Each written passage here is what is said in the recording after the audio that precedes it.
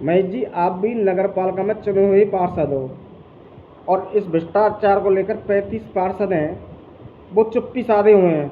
इसका क्या कारण है? देखिए भाई साहब पत्रकार बंधु, 35 पार्षदों की मैं तो गारंटी लूंगा नहीं। मैं तो अपनी कह सकता हूँ। मैंने पुरजोर तरीके से शुरू से लेके एंड तक बराबर जब जब मीटिंग हुई है, जब जब मुझे बोलने का मौका मिला है, मैंने भ्रष्टाचार के खिलाफ प्रबल अपना विरोध दर्ज कराया है। आप मेरे बारे में बेशक जानकारी कर लो, कोई इस बात को कहे नहीं कहे, लेकिन मैंने कभी भी समझौता नहीं किया। मैंने इनसे बराबर कहा है कि भाई आप इस तरह का जो अब बीजेपी में भ्रष्टाचार की जीरो टॉलरेंस नीति चल रही है, उसके बावजूद भी यदि भ्रष्टाचार होता है तो हमारे लिए बड़े अफसोस की बात है। हमने इसका पुरजोर विरोध किया है, इसमें कोई शक नहीं है। और अभी मैं आपको बता दूं, अब मैं सारे भ्रष्टाचारों की गिनती आपको कहाँ कराऊंगा भाई साहब, क्योंकि भ्रष्टाचार की कोई लिमिट तो है नहीं है। इस नगर पालिका में कोई लिमिट नहीं है। मैं आपको एक छोटा सा उदाहरण दे देता हूँ।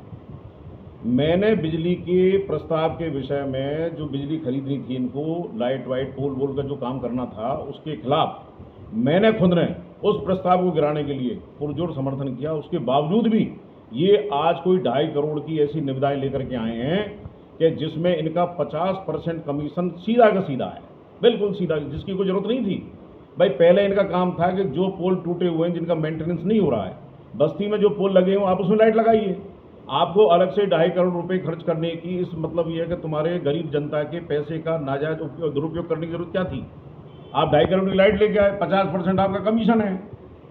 मैं खुद विरोध कर रहा हूं इस बात का। आपको उस पर काम करना चाहिए था। ये पुराने जो पोल पड़े हुए हैं उन पर आप लाइटें लगवाते, कितना खर्च होता आपका?